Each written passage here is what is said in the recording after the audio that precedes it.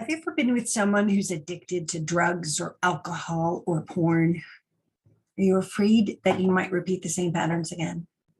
You should be. My name is Tracy Malone, and I want to talk to you today about how to protect yourself from repeating patterns with people with addiction issues. So many times, victims of a narcissistic abuse in relationships deal with infidelity, deal with porn addiction, often drugs or alcohol. So I want to share this story. We're going to start with the case of Lori. Her ex was addicted to porn, and it ultimately broke up her marriage. He was terrible to her, and they tried therapy. They tried everything that they could, but the issue was mixed with his entitlement and narcissistic traits that he wasn't able to get rid of the drug of choice, which in his case was porn. When we've been dating narcissists, or when we've been with a narcissist, I should say, we have to have like a spidey sense about listening to what people say, because as you know, narcissists make up a story, a mask based on what you tell them you're looking for. So if you are about to go out dating, you have to watch what you're saying, right? Lori went out to date again, and she found a man, and she really liked him. They just clicked and they hit it off on texting and the calls that they went to, and eventually she started to meet him.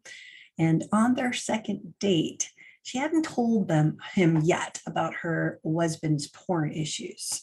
But on date 2, he took the opportunity to confess that porn also broke up, or not also because she didn't tell him yet, but that porn had broken up his marriage. And that was just 6 months ago.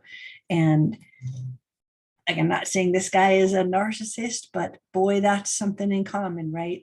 And it's not exactly in common because it's his addiction, not his spouse's, like Lori's. Her husband was addicted. This is him being the one with the addiction, right? He claims that he told her because he wanted to be transparent, not have any secrets, and he wanted to build a relationship based on trust. And he explained that he was working on it. He was in treatment, and he had heard her say that her ex had lied to her. So he didn't want to start out by lying. He wanted to test the waters of her acceptance and be completely transparent, because cut bait now. If this is going to be a problem for you, I'll tell you now, and let's see if she can handle it. And again, he didn't know that her husband had this addiction problem as well.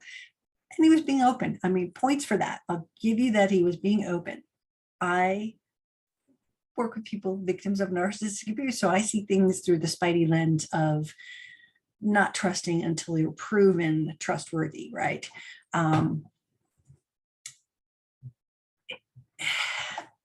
She had already dealt with all of the emotional stuff from the porn and the dishonesty.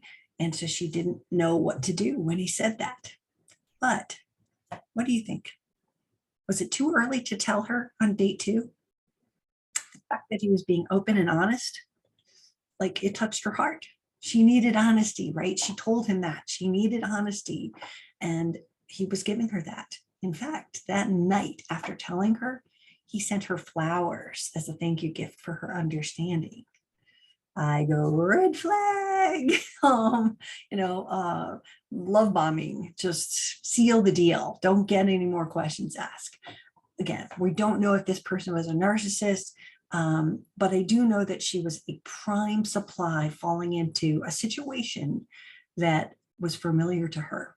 But yet this little tiny speck of him being honest ingratiated her to him, and he instantly earned 2 trust steps, like by confessing, right? One for honesty and one for working on it, neither of which her ex had ever done. So she saw this fast confession as a trustworthy moment. I personally see it as an opportunity to ask better questions. And the fact that she didn't ask more questions is what gets people trapped in the same situation. Instead of taking their word for words and just going, this is the law, they said it, it must be true. Ask questions. Addiction is addiction. So right now we're talking about a porn addiction, but it could be alcohol, it could be drugs. It's the same theory, okay? So addiction is addiction. We have to remember that. Her and I worked on some questions, and I want to share them with you. And again, think in this line for whatever the situation is that you are dealing with. Let's see, how long have you been in treatment would have been a good question. Like, is this from last week? What does treatment look like? What kind of things is he going to? What kind of things is he doing to work on it? Going to a therapist once a week, or going to porn addiction meetings? What does it look like? You need to understand how much of his time is actually dedicated to this recovery, right?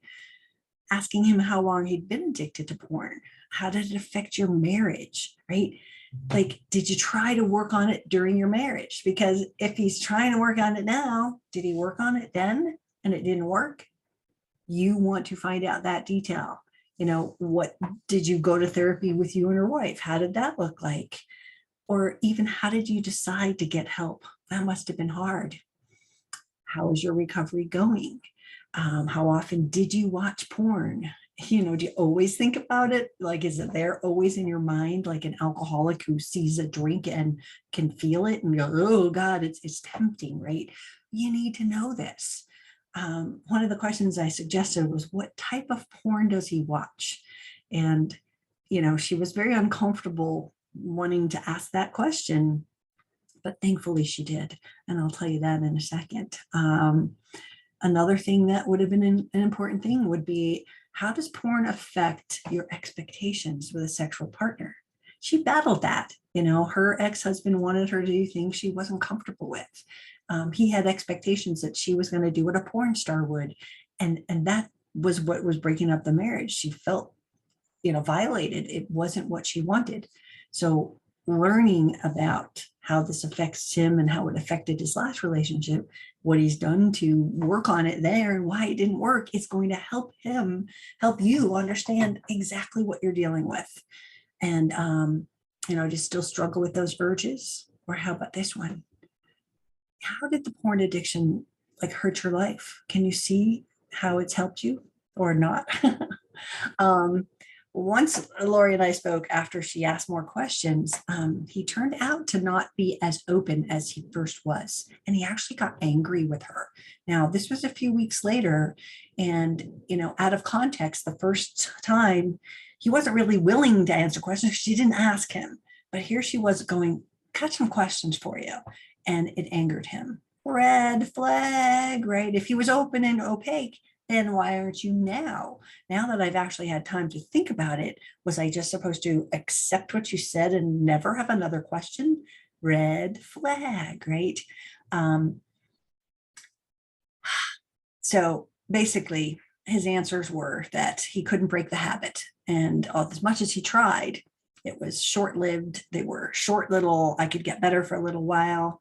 When she asked the question of what kind of porn he liked, while he likes it all, one of his favorite, like, extra special dessert treats is young girls.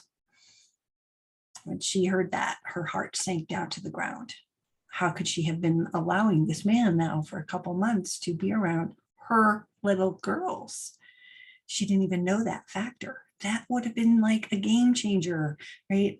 Now, it doesn't mean, like, he was sort of into the conversation about talking about it after he started opening up. So she was able to extract that. Most of the time, you're not going to hear that come out of them because there's like going to get a reaction, right? I see his confession as such a manipulation, right? Again, narc lenses, I can see it that way. But I see it in this way, right? His confession was a trap to test her loyalty to his journey and to see what her reaction was going to be, right? If you think about it, now every time they have a fight, if this becomes an issue, all he has to say is, I told you, now you're going to judge me. That's almost how it was when she came back with the questions, right? this should have been such a red flag, you know, right at the beginning. She'd been through this. It was fresh on what had just happened and imploded a 10-year marriage, right? If she had said something at that point of finding out the first day and went, you're working on it? Great. Here are some questions. It's almost like an interview. Do these things make sense? Are you getting the answers that you need? Is he really opaque as he was on that first confession, as this guy wasn't on you know, when she finally did bring up these things? Test them. She saw his anger for the first time. Had she seen that and pushed him on date 2, maybe there wouldn't have been a date 3. She would have saved herself that time and heartache, because now she was emotionally attached to this guy and it hurt more. I work with victims of abuse all the time, and this sort of thing happens. And whether it's an addiction to porn, as I said, or alcohol, drugs, right? Where are they? What does recovery look like? How often do you go to meetings? What do you need to know, right? She thought she could handle the addiction because the honesty was something she didn't have before. She already knew what to do with the addiction. She thought. She didn't know what she was walking into. She coped her way through terrible times. She didn't really like manage it. It was managing her, and to the point of ruining her marriage, right? The moral of the story is ask questions. Just don't take their word for it. I don't care, narc or not. Protect yourself from situations that may repeat patterns. If someone throws up a red flag to something that triggers you, something that was like your ex, or something you just don't want any part of, ask more questions and just protect yourself. It's time to put your needs first. This is not selfish or narcissistic. This is self-preservation, so you don't repeat the same patterns. If you ask enough questions, the truth will come out. And if they are bothered by your question, the truth came out. Ding, ding, ding. Gotta go, sir, right? This is just a lesson for all of you who are out there struggling with something like this. I hope it helps. Ask more questions. This is Tracy Malone. I am the founder of NarcissistAbuseSupport.com and the author of that book, Divorcing Your Narcissist. You can't make this shit up. Yay! If you need some help, I'm here. Visit my website. I coach people all over the world. The map behind me, they're everywhere. It is so cool to be able to help someone on the other side of the world. So if you're struggling with this, please ask questions. Make a list before you go. What do you need to know? These questions I gave you are examples. Don't make the mistake that she did and get your heart broken a second time, repeating the same patterns that he actually told you right from the beginning. Don't take that openness as trustworthy. Trust is built with thousands of trustworthy moments. Keep that in mind, and don't give away your trust card. They can get a point, a trust point if you would, but don't give them trust. I trust them. This is Tracy Malone. Thank you so much, and I'll see you next time. Where's off?